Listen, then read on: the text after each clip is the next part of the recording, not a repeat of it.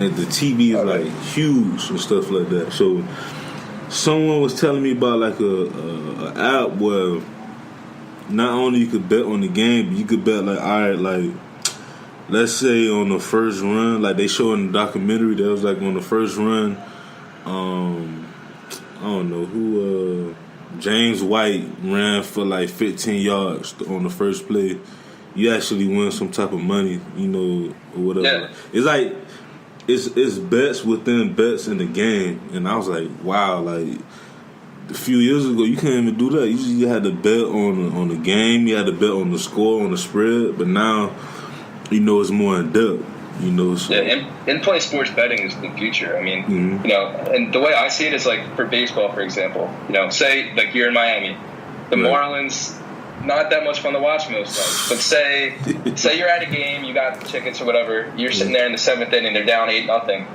You know, what's holding you back from leaving? Oh wait, you can throw down $5 on, you know, if Jorge Alfaro, former Philly, is going to hit a home run on this next pitch. Like, there's different things that can keep you interested in the game that you may not really be interested in. So it kind of changes the experience for the fan, and that's where I think there's an opportunity for all these different leagues.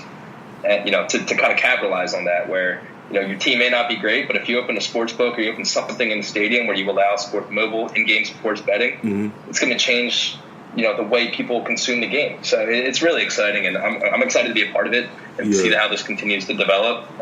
It's awesome. Yeah, it's kind of like index stocks, like how they got, like, you know, now you could have different stocks in one stock, and it's like spreaded, so it's pretty much like you put as much money in, and it's like at the end of the day you're gonna get the money that you're gonna, you know, get versus investing in one stock. But you got like a group stock, and like they got different stocks broken down. So that's how I see it when they do like the little place bets. I kind of compare that to the index stocks, man. You can kind of hedge against yourself. You know, you may be losing. You know, again, the Marlins may be losing even if you took them money line or something. But you can make some of that money back inside of the game, which is it's fun. I mean, it could be dangerous if you're not smart about the way you're making your bets, but that's a whole other story. So, you know, if you kind of know what you're doing, you can really hedge against yourself. Yeah, man, it's wild, man, but it's the future, man. So why is like sports tech VC important for the sports industry and athletes?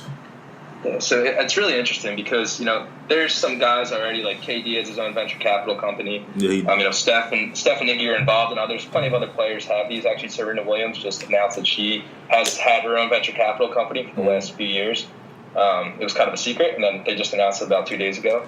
But, you know, what we're doing is really giving athletes an opportunity to understand venture capital, understand these different investments, where it's not, you know, they don't have to be fully involved. You know, we kind of give them the ability to learn, and they can do as much as they want or as little as they want. You know, for us, we have an athlete venture group right now. It's Ryan Howard, Ryan Westbrook, DeMarco Murray, and Ralph Sampson. You know, and all those guys are really involved. And, you know, we look for the right type of guys that want to learn, they want to be a part of this, and you know, see the future. And it's not like they just invest and sit back. They invest, and they're pitching us companies. They're calling us, saying, hey, I see that, you know, Shot Tracker's doing this, which is our basketball data company. You know, they're just as excited about this stuff as us. So, you know, when a lot of guys get pitched these investment ideas from friends or family or just people, you know, they don't really know what to do with it. They feel like maybe they're obligated to do it. They're not sure. So where we come into play is we kind of help them see the types of things maybe they should invest in, give them, you know, financial support, like some financial decision support around that.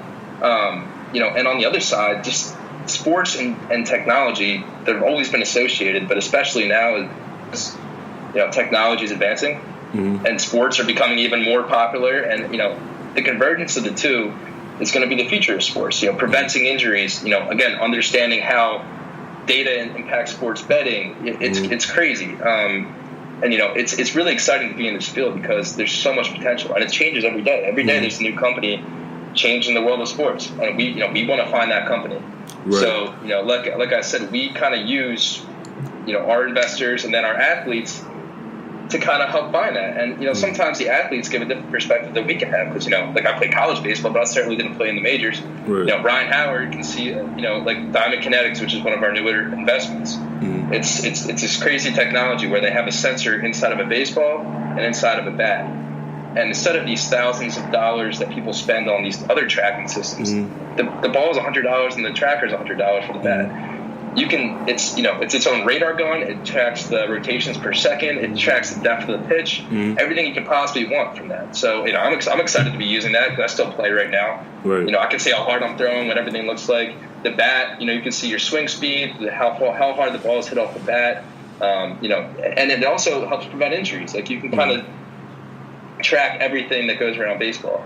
So when Ryan saw that and he's like, wow, this is something I wish I had when I played. Right. He's like, this is something we should invest in. So kind of using not just their personalities and their names, we wanted the people themselves to kind of tell us what we should be doing. Right. So it's kind of a multi-beneficial relationship between us and the athletes to find that next big thing in sports and try to help, we're hoping to change the world of sports and in general. So it's amazing. Right. Like I had a squash player on my podcast, and he actually got like different partnerships with different performance enhancers, like companies, athletic companies. Like so, like I forgot one of the names, but they basically like what's the name of it? The one of the companies, but what it does is like it tracks your heart rate. Yeah. So he was telling me like that, like when he was planning, like they showed him like his heart rate and everything. Like it actually helped him for his next match. You know what I'm saying?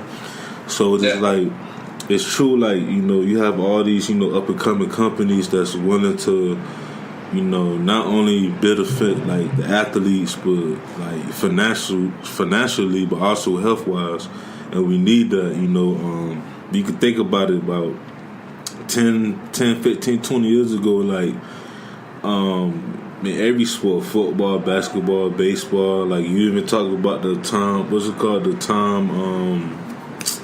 the surgery, the surgery that you have, what's it called? The Tommy John surgery, like how that was so recent and like how that like helped, not only pitchers but also like quarterbacks and things of that nature, like regain not only they health from the injury, but regain like their strength, like they feel like 10 times better than before.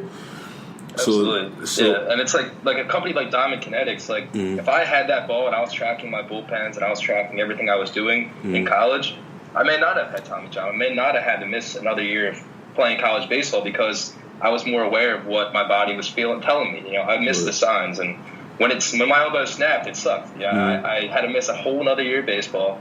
And, I came back throwing harder, and then eventually my shoulder went. So it was just like, I kind of had done so much damage at that time that it was, irrefixable. But, now there's technology that helps prevent that. So, again, our whole thing is we want that next generation of athletes to not have to go through what I had to go through and be able to understand. And this is for coaches and parents, too, to understand, the warning signs, and so they can help their kids play sports as long as they possibly can. And then Shot Tracker, which is our basketball version of Diamond Kinetics, literally has sensors in the ball and in every jersey.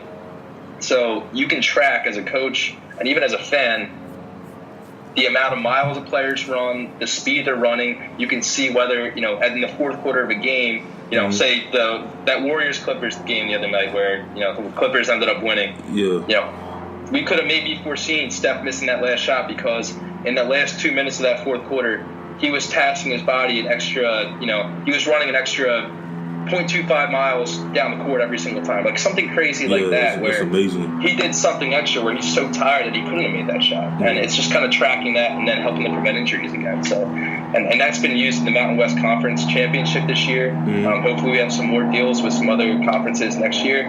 But, there's so much value in that. We have, there's so many partnerships they have with, I know they just signed Missouri the other day, which is the, Power 5 school. So, they're seeing the value of all this type of technology. And it's going to, again, Missouri's had two brothers, sit out full seasons the last 2 years with Jonte and Michael Porter. They see there's an issue with that, and how can they fix that? So a company like we invested in, like Shot Tracker, can help them, not have that happen in the future. Yeah, because Michael Porter, we be forgetting, like, Denver got Michael Porter. Michael Porter, to me, is the next KD. Like, he's, like, 7 feet, almost shooting and just moving that way. Yeah. Like, it's ridiculous, man. But also, the reason why I actually wanted to ask you that question, too, and I'm glad you had a great answer to it, is that now that athletes, my whole thing was like, because I'm going for my doctorate in sports, and like the main thing I always talk. Thank you, man. And the main thing I always talk about is athletes should learn how to invest their money.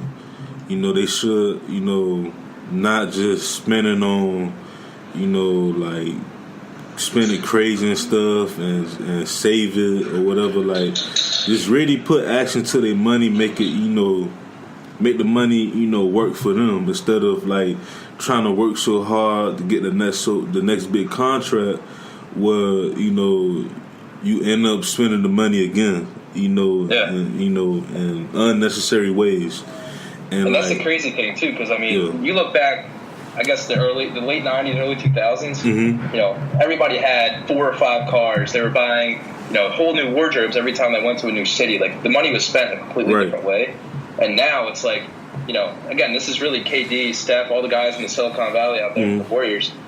It's cool to be an investor. Like, guys, they share their investments. It's like, hey, man, I'm invested in this company. And they're like, oh, really? Like, I want to get in on that too. Like, that's the new thing. Like, it's the cool thing to do now, is be fiscally responsible and, be smart with your money and kind of invest in these companies early on. Like, it's really amazing. And, it's great for the players, it's great for the companies, and it's just great for sports. Yeah, like I seen Andre Iguodala, like his portfolio is crazy, and it's like, he's like, man, I'm about to retire soon, and I want to be set up for life after basketball, and he want to try to, teach other athletes to do the same, because, sports is not forever, so, might as well just try to figure out, save up money, invest the money, so when you well off after you retire, not only you'll bring more opportunities for yourself, but also for your family and, their kids and your great grandkids and stuff like that. So yeah, for sure. And kind of like I was saying earlier, like with us, like an athlete can invest and they can be as involved or not as involved as they want to be. Mm-hmm. Usually they want to be involved, but like it gives, like for DeMarco Murray, he's an investor in us. He's part of our athlete venture group. Mm-hmm. He's also the running backs coach at the University of Arizona. So he has this portfolio of companies right now through us, and he's also still able to, be a running backs coach in a Division I college football program. Mm-hmm. So he's able to kind of do the best of both worlds and enjoy and do what he wants to do as part of his retirement, because we're helping him manage that portfolio. So it's really cool to kind of see that relationship work and, kind of have these guys be able to do what they want to do while also being fiscally responsible. Like, and that's what it all comes down to. And we were actually on a panel with Iguodala, I guess it was last year, and he kind of shared that same vision that you kind of just said, and I was just kind of saying. So it's really cool to see those veteran players taking the younger guys under their wing and saying, hey, this is what you should be doing, and they listen now. So it's really cool. Yeah, man. I just want to see like athletes like just grow. Like, I see even Deshaun Jackson, like he got his podcast going and everything, and I just want athletes to continue to just break off in different ventures. Like we were talking about Grunt, like how he retired, and Grunt could be like one of the youngest Hall of Famers. He only gonna be like 34, 35 when he get in, but like I remember him and Marshawn Lynch talked about how they never spent, I believe they salary money, like the actual salary money. They use their sponsorship money, but they save their salary money. So it's just like it's good to see. It's great to see athletes, moving in the right direction in terms of finances. Because I remember that 30 for 30 broke when they talked about the athletes and like how they spent so much money. Like, it was sad, and like I felt it really is. Yeah, so What was like your top 5 moments working with 6 Capital so far? 76 Capital so far. Sure, yeah. So, again, I've only been here for 2 months, but that's the cool thing. I already have, 5 things that are just amazing. So, number one, I would say I got to go to it's called the AGA Sports Betting Executive